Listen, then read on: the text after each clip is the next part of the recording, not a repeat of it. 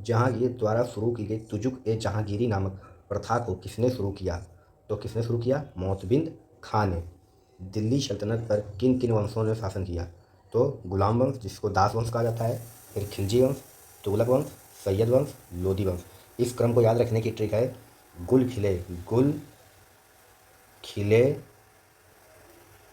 तुम शायद लोगे। 12 इसका क्रम है। अगर वर्ष याद रखेंगे 1206 से 1290, ये आपका गुलाम वंश है। फिर 1290 से लेकर 1320 ये आपका खिलजी वंश है। फिर 1320 से लेकर 1414 ये आपका तुगलक वंश है। फिर इसके बाद आता है 1414 से लेकर 1451 ये आपका सैयद वंश। फिर लोदी वंश 1451 से लेकर 1526।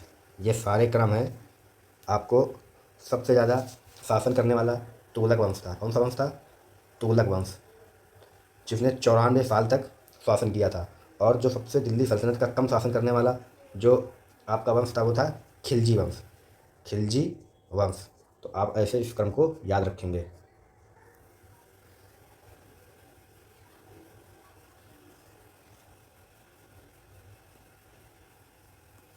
अगला प्रश्न है, खालसा का प्रारंभ किस सिख गुरु ने किया? तो खालसा का प्रारंभ किया था गुरु गोविंद सिंह ने। किस पेशवा की मृत्यु के पश्चात पेशवा पद वंशानुगत हो गया? तो पेशवा पद जो था वंशानुगत हो गया बालाजी विश्वनाथ की मृत्यु के पश्चात। 1943 ईस्वी में देश के किस भाग में भयंकर अकाल पड़ा? तो भयंकर अकाल कब पड़ा था? जिसमें लगभग 30 लाख लोगों की मृत्यु हो गई, वो बंगाल में पड़ा था 1943 में। अशोक के शासनकाल की अवधि क्या थी? तो अशोक के शासनकाल की अवधि थी 273 से 232 ईसा पूर्व। पुष्टि मार्ग के दर्शन का प्रतिपादन किसने किया? तो पुष्टि मार्ग के दर्शन का प्रतिपादन किया था वल्लभाचार्य ने। सम्राट कनिष्क ने शक संवत कब प्रारंभ किया? तो शक संवत 78 ईस्वी में। ईस्वी है, कनिष्क ने 78 ईस्वी में शक संवत वो किया, प्रारंभ किया। सभी धार्मिक आर्यवंशी अपनी मूल उत्पत्ति किस राजा से मानते हैं? जो सभी धार्मिक आर्यवंशी हैं वह अपनी उत्पत्ति मनु मनुवैवशत से मानते हैं। बहमनी तथा विजयनगर राज्य के मध्य किस प्रदेश को लेकर संघर्ष हुआ? तो बहमनी और विजयनगर जो साम्राज्य थे वो रायचूर के दबाव के लिए झगड़ा करते थे। बहमनी राज्य की राजधानी क्या थी? गुलबर्गा बहमनी वंश की राजधानी थी। दिल्ली के सुल्तान एवं 40 के दल के बीच संघर्ष किसकी मृत्यु के पश्चात हुआ? दिल्ली के सुल्तान एवं 40 दल के बीच संघर्ष हुआ था इल्तुतमिश की मृत्यु के पश्चात। राजा बनने से पूर्व वह अंग का राज्यपाल था और उसे कुड़िक के नाम से जाना जाता था। राजा बनने से पूर्व वह अंग का राज्यपाल था, उसे कुड़िक के नाम से जाना जाता था। यह कथन मगध के किस शासक से संबंधित है?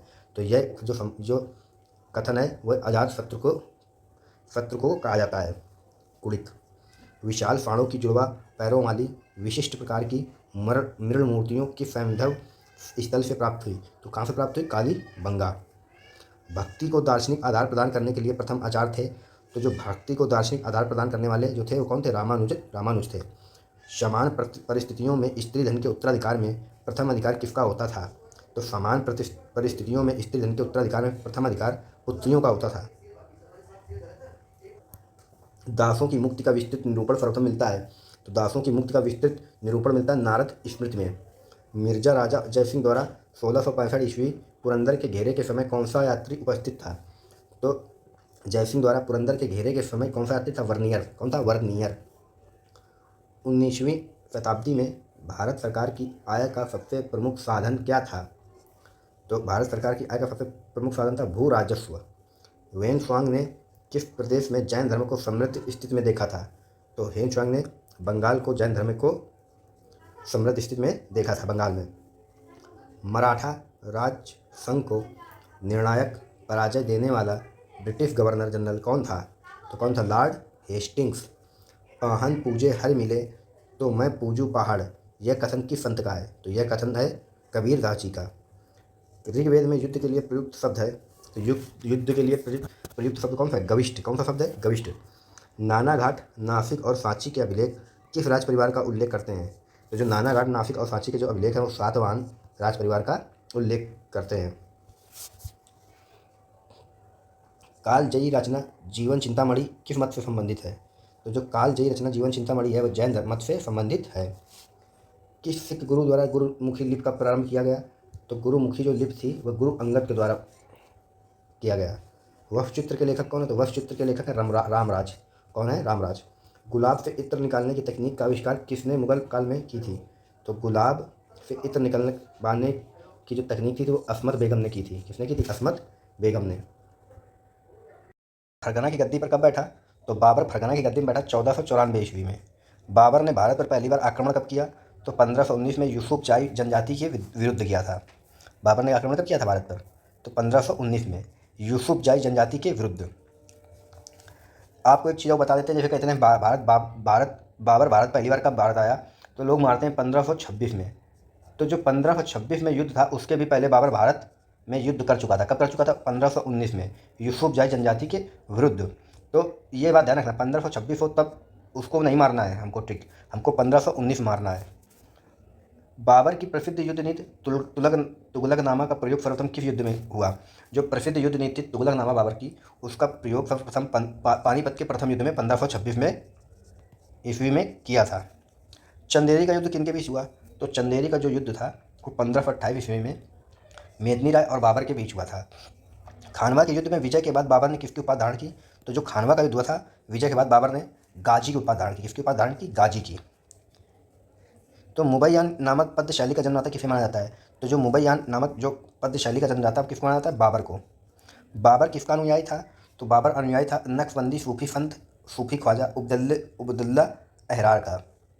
बाबर जो था किसका अनुयायी था? वो सूफी ख्वाजा उबदुल्लू अहरार का था। गद्दी पर बैठने से पहले हुमायूं कहाँ का सूबेदार था? तो बदखसा का। गद्दी पहले हुमायूं कहाँ का सूबेदार था? बदखसा का। दीन पनाह नामक नगर की स्थापना किसने की? तो जो दीन पनाह नामक नगर की स्थापना 1500 ईस्वी में हुमायूं ने की। किसने की? हुमायूं ने की। शेरशाह का जन्म कब हुआ? तो जो शेरशाह का जन्म हुआ था वो 1472 ईस्वी में बजवाड़ा होशियारपुर में हुआ था। कहाँ था? बजवाड़ा होशियारपुर में। शेरशाह के बचपन का नाम क्या था? तो जो शेरशाह का बचपन का नाम था वो फरीद खां था। क्या था? फरीद खां। शेरशाह दिल्ली की गद्दी पर कब बैठा? तो शेरशाह दिल्ली की गद्दी पर बैठा था बिलग्राम युद्ध के बाद। कबूलियत एवं पट्टा प्रथा की शुरुआत किसने की? तो कबूलियत एवं पट्टा प्रथा की शुरुआत की थी शेरशाह ने। किसने की थी? शेरशाह सूरी ने। पाटलिपुत्र को पटना के नाम से पुनः स्थापित किया। तो किसने किया था? पाटलिपुत्र को पटना के नाम से पुनः स्थापित 1541 ईस्वी में शेरशाह ने। किसने किया था? शेरशाह ने। डाक प्रथा का प्रचलन किसके द्वारा चलाया गया? तो डाक प्रथा का प्रचलन सबसे पहले शेरशाह के द्वारा चलाया गया। अकबर का राज्याभिषेक कहाँ हुआ था? तो अकबर का जो राज्याभिषेक था वो 14 फरवरी 1556 ईस्वी में पंजाब के कलानौर में हुआ था। 1556 में पंजाब के कलानौर में। दीन ए इलाही धर्म स्वीकार करने वाला प्रथम एवं अंतिम बड़े हिंदू कौन था? तो जो दीन ए इलाही धर्म था उसका शुरुआत की थी किसने? अकबर ने। किसने की थी? अकबर ने की थी। और जो उसका प्रथम अपनाने वाला जो शासक था या जो हिंदू था वो कौन था? बीरबल था। और जो ये दीन ए इलाही धर्म था इसे अकबर ने 1582 में चलाया था। कब चलाया था? 1582 ईस्वी में चलाया था। इस बात को याद रखेंगे। दीन ए इलाही धर्म का प्रधान पुरोहित कौन था? तो अकबर था। कौन था? अकबर। अकबर को कहाँ दफनाया गया है? तो आगरा के निकट सिकंदरा में। आगरा के निकट सिकंदरा में। बीरबल के बचपन का नाम क्या था? तो बीरबल के बचपन का नाम था महेश दास। संगीत सम्राट तानसेन का जन्म कहाँ हुआ था? तो तानसेन का जन्म हुआ था ग्वालियर में। मियाँ की टोडी, मियाँ का मल्हार और मियाँ का सारंग किसकी प्रमुख कृतियाँ हैं? तो जो मियाँ की टोडी, मियाँ की मल्हार, मियाँ का सारंग जो है वो तानसेन की कृतियाँ हैं। तानसेन का वास्तविक नाम क्या था? तानसेन का वास्तविक नाम था रामचंद्र पांडे। अकबर ने तानसेन को किसकी उपाधि दी थी? तो अकबर ने तानसेन को दी थी कंठाभरण वाली विलास की। कंठाभरण वाली विलास की। अकबर ने भगवान दास को किसकी उपाधि दी? तो अकबर ने भगवान दास को आमिर उल उमरा की उपाधि दी। आमिर उल उमरा की उपाधि दी। मुगल शासक ने अनुवाद विभाग की स्थापना की। किस मुगल शासक ने अनुवाद विभाग की स्थापना की थी? तो अकबर ने की थी। नकीब खां अब्दुल कादिर बदायूनी तथा शेख सुल्तान ने रामायण एवं महाभारत का अनुवाद किस भाषा में किया? नकीब खां अब्दुल कादिर बदायूनी और शेख सुल्तान ने रामायण का एवं महाभारत का अनुवाद किस भाषा में किया? तो फारसी में किया। किस में किया? फारसी में किया। अबुल फजल ने पंचतंत्र का अनुवाद किस नाम से किया? तो जो अबुल फजल ने पंचतंत्र का अनुवाद किया था वो अनवर ए सादात के नाम से किया था। अनवर ए सादात। मौलाना हुसैन फैजी ने पंचतंत्र का अनुवाद किस नाम से किया? तो जो मौलाना हुसैन फैजी थे उन्होंने पंचतंत्र का अनुवाद किया था यार ए दानिश के नाम से। यार ए दानिश के नाम से। अर्थवेद का फारसी में अनुवाद किसने किया? तो अर्थवेद में फारसी में अनुवाद किया था अर्थवेद का हाजी इब्राहिम सरहिंद ने राज तंगड़िन का फारसी में अनुवाद किसने किया? तो राज तंगड़िन को का अनुवाद फारसी में किया था मुल्ला शाह मोहम्मद ने। राज तंगड़ी लिखना किसने था? कल्हड़ ने लिखा था, जिसमें कश्मीर का इतिहास है, कल्हड़ ने। तुजुक ए बाबरी का फारसी में अनुवाद किसने किया? तो तुजुक ए बाबरी का जो फारसी में अनुवाद था वो अब्दुल रहीम खान खाना ने किया था। और एक चीज़ बता दें, जो ये तुजुक ए बाबरी है ये किस भाषा में लिखी गई थी? तो लिखी गई थी तुर्की भाषा में। इसमें बाबर की आत्मकथा है तुजुक ए बाबरी। किसकी आत्मकथा है? बाबर की। इसे बाबर ने लिखा था। तुजुक ए बाबरी तुर्की भाषा में किसने लिखा था? बाबर ने। ये बाबर की आत्मकथा है।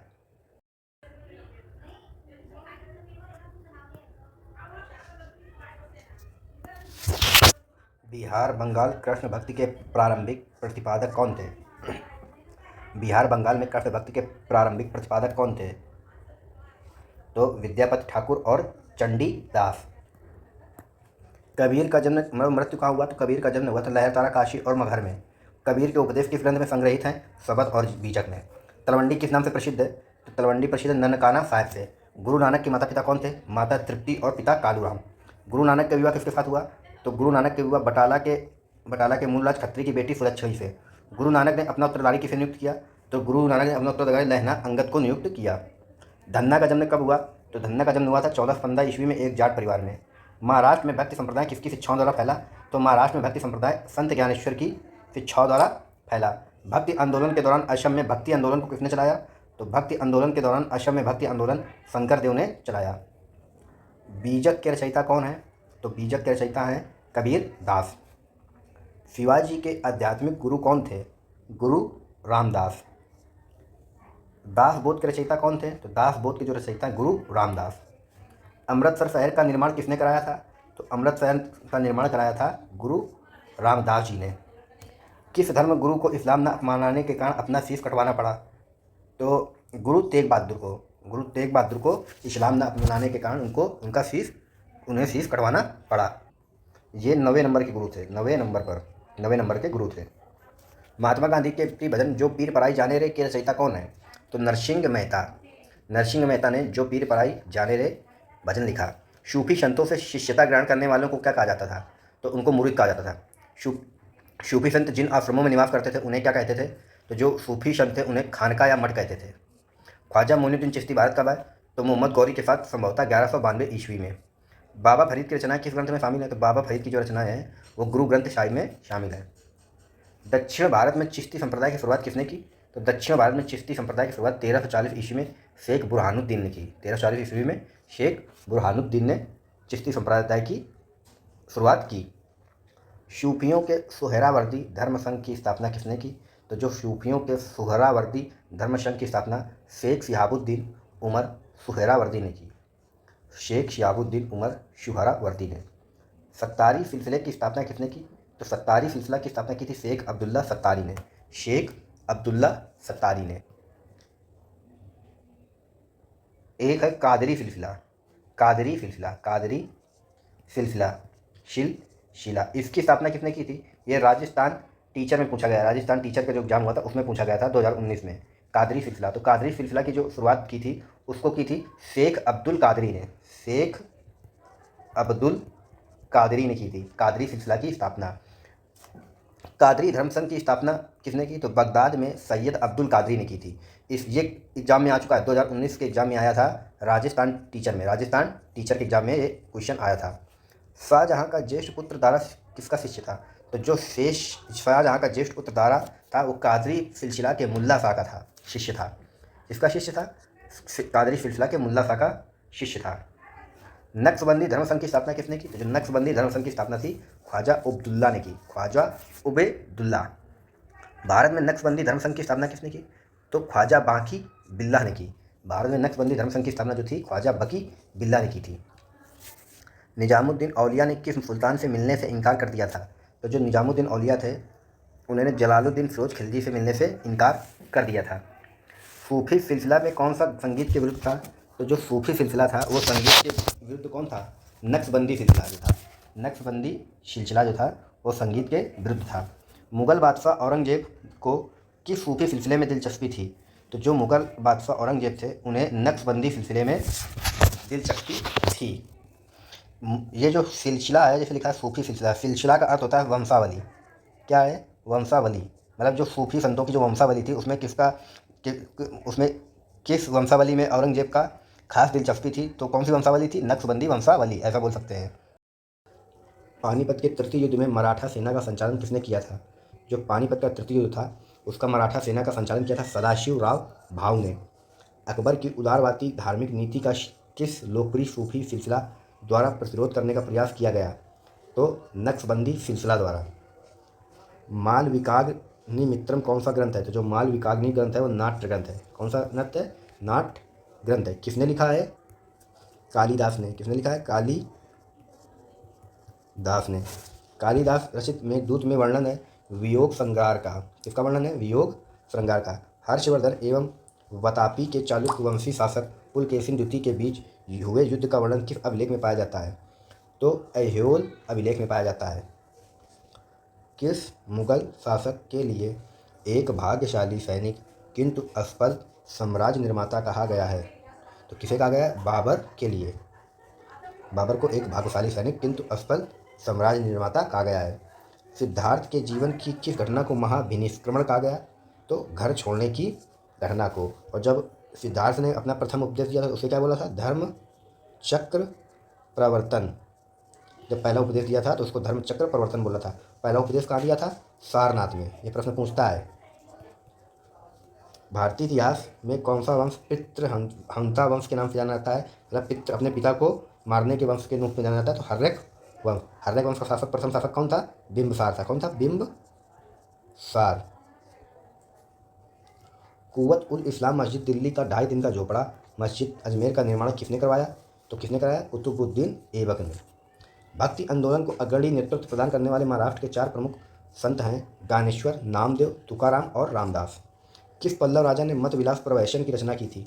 तो मध्य प्रवचन की रचना की थी महेंद्र वर्मन ने। नागार्जुन किसके दरबार में वैदांतिक एवं वैज्ञानिक थे? तो नागार्जुन जो थे वो कनिष्क के दरबार में थे। किसके दरबार में थे? कनिष्क के। महमूद गजनवी के किस राजकवि ने शाहनामा लिखा? तो महमूद गजनवी के किस कवि ने लिखा शाहनामा? तो फिरदौसी ने। किसने लिखा था? फिरदौसी ने लिखा था। हंटर कमीशन के गठन के समय भारत का वायसराय कौन था? तो हंटर कमीशन के समय भारत का वायसराय लॉर्ड रिपन था।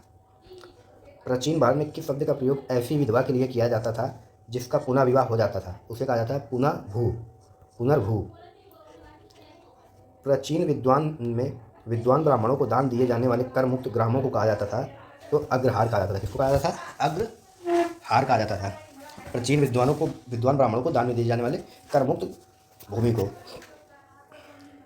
वज्रयान बौद्ध धर्म में बोधिस्थ की संगिनी को कहा जाता था? क्या कहा जाता था? तारा। कुमार संभवम में किसके जन्म की कथा वर्णित है? तो कार्तिकेय की जन्म की कथा वर्णित है। सती प्रथा का प्रथम अभिलेखी साक्ष्य कहाँ मिलता है? तो जो सती प्रथा का अभिलेखी साक्ष्य वो मिलता है हमें हमारा भानुगुप्त के एरण अभिलेख में। सती प्रथा का जो प्रथम साक्ष्य मिलता है वो भानुगुप्त के एरण अभिलेख में प्राप्त होता है। राज तरंगणी के अनुसार निर्वाचन द्वारा सिंहासन प्राप्त करने वाला राजा कौन था? तो राज तरंगणी के अनुसार सिंहासन प्राप्त करने वाला निर्वाचन के द्वारा प्राप्त करने वाला राजा गोपाल था। शिवाजी के काल में परराष्ट्र मामलों के अधिकारी मंत्री की संज्ञा थी? तो शिवाजी के काल में परराष्ट्र मामलों में अधिकारी मंत्री की संज्ञा थी क्या थी? सुमंत थी। क्या थी? सुमंत थी। इसमें इलाही मुहम्मदी नामक रहस्यवादी सिद्धांत का प्रतिपादन किस सूफी संत ने किया था? तो रहस्यवादी सिद्धांत का प्रतिपादन किया था ख्वाजा मीर दर्द ने। ऐसे समय जब कोई व्यक्ति भूमि प्राप्त करता है तो वह उसमें से अधिकाधिक निचोड़ता है और गरीब मजदूर उसे छोड़कर अन्यत्र पलायन कर जाते हैं। यह कथन किसका है? तो बर्नियर का। किसका कथन है ये? बर्नियर का। वह कौन हिंदू चित्रकार था जो जहांगीर द्वारा ईरान के शाह अब्बास प्रथम का छाया चित्र बनाने के लिए भेजा गया था? तो वह जो चित्रकार था विशन दास था। कौन था? विशन दास। एलोरा की गुफाओं में ब्राह्मण बौद्ध जैन मंदिरों, विहारों और चैत्यों का निर्माण किस वंश के शासनकाल में हुआ? तो राष्ट्रकूटों के शासनकाल में।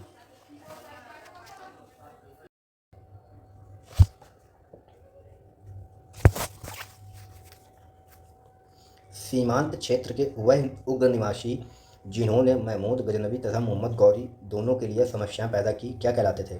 तो खोखर कहलाते थे। बहमनी राज्य में सद्र ए जहाँ किस विभाग का मुखिया होता था? तो जो बहमनी राज्य का सद्र ए जहाँ होता था वह धार्मिक एवं न्यायिक मामले का मुखिया होता था। बलबन आम जनता में क्यों प्रसिद्ध था? तो बलबन जो था वो आम जनता में रक्त और लोकनीति के कारण। वसुदेव कृष्ण ने भगवत गीता में अपनी सभी शिक्षा देते समय किसको संबोधित किया? तो किसको संबोधित किया? अर्जुन को। मराठा काल में चौथ से क्या आशय है? तो मराठा काल में जो चौथ होता था, दूसरे राज्यों से लिया जाने वाला कर होता था। दूसरे राज्यों में से लिया जाने वाला कर। शाहजहाँ के नाम से शासक बनने से पहले शहजादे शहजादे के रूप में शाहजहाँ का क्या नाम था? तो शाहजहाँ का नाम था खुर्रम। ऐसे ही बाबर का वास्तविक नाम था। तो बाबर का वास्तविक नाम क्या था? तो जो बाबर का जो वास्तविक नाम था उसका नाम था जहीरुद्दीन मोहम्मद। जहीरुद्दीन मोहम्मद। अब बाबर का लड़का जो था वो कौन था? हुमायूं था। बाबर का लड़का कौन था? हुमायूं। ऐसे ही हुमायूं का भी दूसरा नाम था। तो जो हुमायूं का दूसरा नाम था, ये जो प्रश्न है बाबर का वास्तविक नाम क्या था? जहीरुद्दीन मोहम्मद। ये 2021 में आया था। 2021 में आया था सीजीएल के एग्जाम में कि बाबर का वास्तविक नाम क्या था और हुमायूं का वास्तविक नाम क्या था। तो इसका जो वास्तविक नाम था वह था नसीरुद्दीन मोहम्मद। क्या नाम था इसका? नसीरुद्दीन मोहम्मद। नसीरुद्दीन मोहम्मद। तीसरा, हुमायूं के बाद आता है अकबर। अकबर का वास्तविक नाम क्या था? अकबर का तो अकबर का वास्तविक नाम तो जलालुद्दीन मोहम्मद अकबर इसका वास्तविक नाम था। अकबर के जो बाद आता है, अकबर के बाद आता है जहांगीर। तो जहांगीर का वास्तविक नाम क्या था? जहांगीर का वास्तविक नाम था नूरुद्दीन मोहम्मद जहांगीर। तो इन नामों को आप याद रखेंगे। बाबर का जो वास्तविक नाम था वो जहीरुद्दीन मोहम्मद था, एग्जाम में आया हुआ क्वेश्चन है, सीजीएल में आया था। हुमायूं का जो वास्तविक नाम था वो नसरुद्दीन मोहम्मद। और जो अकबर का वास्तविक नाम था वो जलालुद्दीन मोहम्मद अकबर। और जो जहांगीर का वास्तविक नाम था वो नूरुद्दीन मोहम्मद जहांगीर। तो ये प्रश्न आ चुके हैं एग्जाम में। ये वास्तविक नाम पूछा गया है। लोग बाबर, हुमायूं, अकबर के नाम से जानते हैं, पर इनके जो वास्तविक नाम थे उनको आपको याद रखना है। एक बार फिर रिपीट कर देता हूँ। बाबर का वास्तविक नाम जहीरुद्दीन मोहम्मद, ये सीजीएल के एग्जाम में पूछा गया था। हुमायूं का जो वास्तविक नाम है वह नसरुद्दीन मोहम्मद है। और जो अकबर का नाम है वो जलालुद्दीन मोहम्मद अकबर है। और जो जहांगीर का नाम है वो मोहम्मद जहांगीर है। ये जो आया था एग्जाम जहांगीर नूरुद्दीन मोहम्मद, जो जहांगीर का वास्तविक नाम क्या है? तो नूरुद्दीन मोहम्मद जहांगीर। इसका बचपन का नाम था सलीम। क्या नाम था? सलीम। ये जो सलीम प्रश्न है कि बचपन का क्या नाम था, ये एमपी कांस्टेबल में आया था। एमपी कांस्टेबल के एग्जाम में आया था 2016 को। इस बात को याद रखेंगे।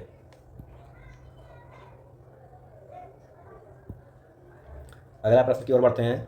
हुमायूं का अर्थ है भाग्यवान। हुमायूं का क्या अर्थ है? भाग्यवान। परंतु यह एक अत्यधिक दुर्भाग्यशाली व्यक्ति था। वह जीवन भर ठोकर खाता रहा और ठोकर खाकर ही उसकी मृत्यु हो गई। यह टिप्पणी किसकी थी? तो स्टेनली लेन पूल की थी। फतुहात ए आलमगीरी जो इस्लामी कानूनों की संहिता है के लेखक थे। कौन थे? ईश्वर दास। जो फतुहात ए आलमगीरी है उसके लेखक कौन थे? ईश्वर दास। कुतुबुद्दीन ऐबक की राजधानी लाहौर थी। उसने विद्वान हसन निजामी को संरक्षण दिया। उसने 2 मस्जिदें बनवाई, कुव्वत उल इस्लाम मस्जिद दिल्ली और अढ़ाई दिन का झोपड़ा अजमेर। भारत में इस्लामी पद्धति पर आधारित पहली मस्जिद किसे माना जाता है? तो किसे माना जाता है? कुव्वत उल इस्लाम मस्जिद को। जो कुव्वत उल इस्लाम मस्जिद है उसे इस्लामी पद्धति की पहली मस्जिद माना जाता है। और भारत की जो पहली मस्जिद थी, ये तो भारत में इस्लामी पद्धति पर आधारित पहली मस्जिद थी, कुव्वत उल इस्लाम। और जो पहली मस्जिद थी, पहली मस्जिद वो कौन थी? तो वह थी केरल राज्य में। और क्या नाम था मस्जिद का? तो मस्जिद का नाम था चेरामन जुमा मस्जिद थी। वो किस राज्य में थी? केरल राज्य में। और इसको बनवाया किसने था? तो इसको बनवाया था, तो इसका निर्माण कराया था मलिक बिन दिनार ने इसका निर्माण कराया था। तो आप इस चीज़ को याद रखेंगे। भारत इस्लामी पद्धति के अनुसार पहली मस्जिद थी कुव्वत उल इस्लाम मस्जिद। जो भारत की पहली मस्जिद थी वो चेरामन जुमा मस्जिद थी। किसने बनाया था? मलिक बिन दिनार ने। ये जो प्रश्न है भारत की पहली मस्जिद कौन थी, वो आरआरसी ग्रुप डी में पूछा गया था। ग्रुप डी एग्जाम में, रेलवे के ग्रुप डी एग्जाम में पूछा गया था ये प्रश्न। इस बात को याद रखेंगे आप।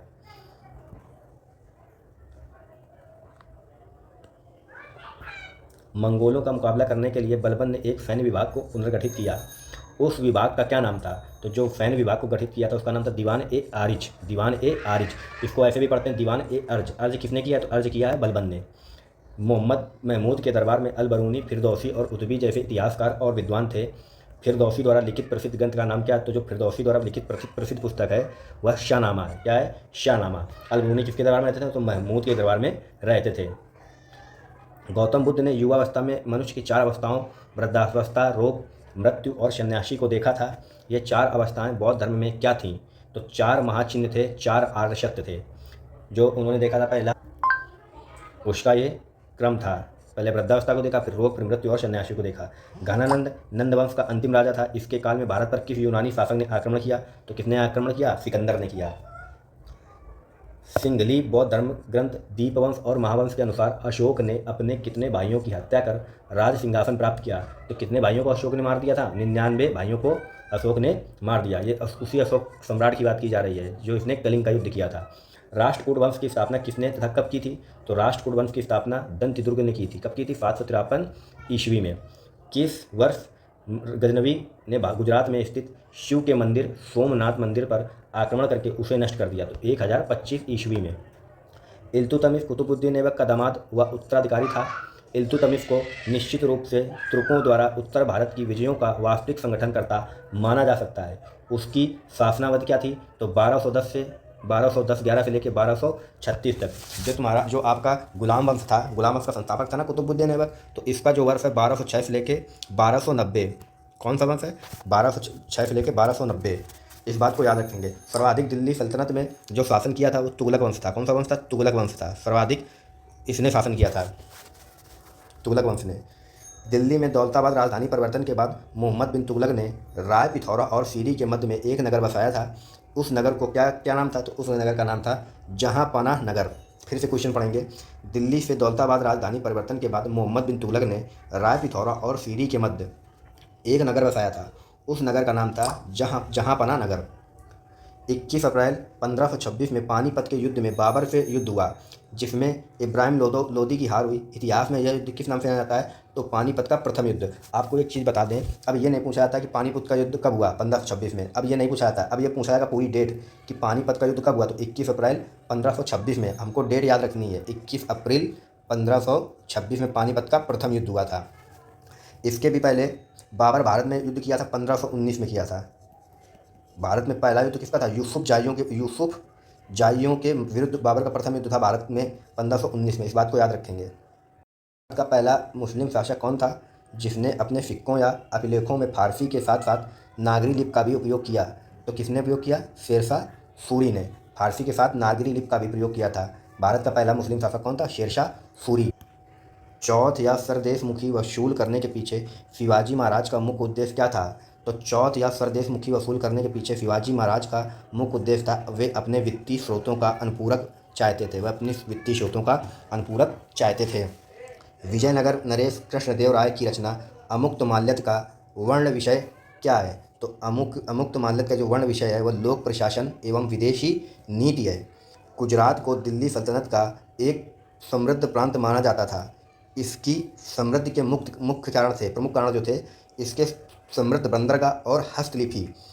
जो गुजरात को दिल्ली सल्तनत का एक समृद्ध प्रांत माना जाता था तो इसका जो कारण था वो बंदरगाह और हस्तलिपि थे। महात्मा बुद्ध के समकालीन मगध के 2 राजाओं के नाम बताएं। तो जो महात्मा बुद्ध के जो समकालीन मगध के 2 राजा थे वो बिंबिसार और अजातशत्रु थे। भारत में शकों की 2 शाखाएं शासन कर रही थी। तक्षशिला और मथुरा में उत्तरी शाखा थी। नासिक तथा उज्जैन में कौन सी शाखा थी? तो पश्चिमी शाखा थी।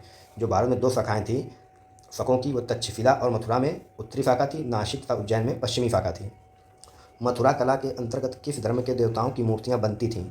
जो मथुरा कला के अंतर्गत जो मूर्तियां बनती थीं वो बौद्ध, जैन और ब्राह्मण तीनों धर्मों की मूर्तियां बनती थीं। चाणक्य कौन था? तो चाणक्य था। उसके प्रसिद्ध ग्रंथ का क्या नाम है? चाणक्य कौन था? उसके प्रसिद्ध ग्रंथ का नाम क्या है? यह किस भाषा में लिखा गया है? तो जो चाणक्य था नंदों के विनाश का नियोजक और चंद्रगुप्त मौर्य का प्रधानमंत्री था। उसने संस्कृत भाषा में अर्थशास्त्र लिखी है। संस्कृत भाषा में क्या लिखी है? अर्थशास्त्र लिखी है। कलिंग कहाँ है? किस मौर्य नरेश ने किस मौर्य नरेश ने कलिंग का युद्ध लड़ा था? तो कलिंग महानदी और गोदावरी नदी के बीच उड़ीसा का एक भू क्षेत्र है। अशोक मान ने कलिंग का युद्ध लड़ा था। किस वर्ष लड़ा था? तो 261 ईसा पूर्व लड़ा था। कौन सा दिल्ली सुल्तान अपने बाजार नियंत्रण के लिए सबसे अधिक प्रसिद्ध है? बाजार नियंत्रण के लिए सबसे महत्वपूर्ण उद्देश्य क्या था? तो जो बाजार नियंत्रण प्रणाली थी उसके लिए अलाउद्दीन खिलजी को जाना जाता है। विजयों के लिए प्रबंध एवं दक्ष सेना का रखरखाव के लिए जाना जाता है उसे। अलाउद्दीन खिलजी द्वारा रणथंभौर पर आक्रमण का प्रमुख उद्देश्य क्या था? तो जो अलाउद्दीन खिलजी ने रणथंभौर पर आक्रमण किया था तो रणथंभौर के अवैध दुर्ग का अधिकार करना था उसको। उलेमा से आप क्या समझते हैं, शासन पर इसका क्या प्रभाव था? तो उलेमा जो होते थे मुस्लिम धार्मिक व्यक्ति होता था जो शासन पर उसका बहुत प्रभाव रहता था। इन्होंने अपने प्रभाव से शासन को मुस्लिम धर्म सापेक्ष करवा रखा था। मुस्लिम धर्मगुरु एक प्रकार से बोल सकते हैं उलेमा को। भक्ति आंदोलन के प्रमुख संतों के नाम लिखिए। तो भक्ति आंदोलन के जो प्रमुख संत थे वे थे रामानंद, कबीर, रामानुज, दादू, गुरु नानक, वल्लभाचार्य, चैतन्य आदि। अकबर के समय की चित्रकला के विकास हेतु पृथक विभाग का अध्यक्ष कौन था? उसे क्या उपाधि दी गई थी? जो अकबर के समय चित्रकला के विषय हेतु पृथक विभाग का अध्यक्ष था वह चित्रकला विभाग का अध्यक्ष अब्दुल सम्मद को बनाया गया था। उसे सीरी कलम की उपाधि दी गई। उसे किसकी उपाधि दी गई? सीरी कलम की। हड़प्पा संस्कृति किस युग की देन है? उस समय का उल्लेख कीजिए जब वह अपनी फल फूली। हड़प्पा काल किस प्रकार निर्धारित किया गया? तो जो हड़प्पा सभ्यता है वह हड़प्पा संस्कृति किस युग की देन है? ये प्रश्न पूरी तरह से लिखा नहीं गया है, तो इस प्रश्न को छोड़ देते हैं। सैंधव लिपि के बारे में आप क्या समझते हैं? तो सैंधव लिपि के बारे में, सैंधव लिपि चित्रात्मक लिपि है जो दाईं ओर से बाईं ओर पढ़ी जाती है, जो दाईं ओर से इस तरह पढ़ी जाती है जैसे उर्दू। अभी तक इसे पढ़ा नहीं गया है। मैं कवि हूँ, मेरा पिता चिकित्सक है और मेरी माँ पिशनहारी है। सबका पेशा अलग होते हुए भी लाभ हेतु हम मवेशियों को पालते हैं। उपर्युक्त कथन प्राचीन भारत के किस काल की सामाजिक व्यवस्था को चित्रित करता है? तो जो उपर्युक्त कथन है वह ऋग्वैदिक कालीन जो सामाजिक व्यवस्था थी उसको चित्रित करता है।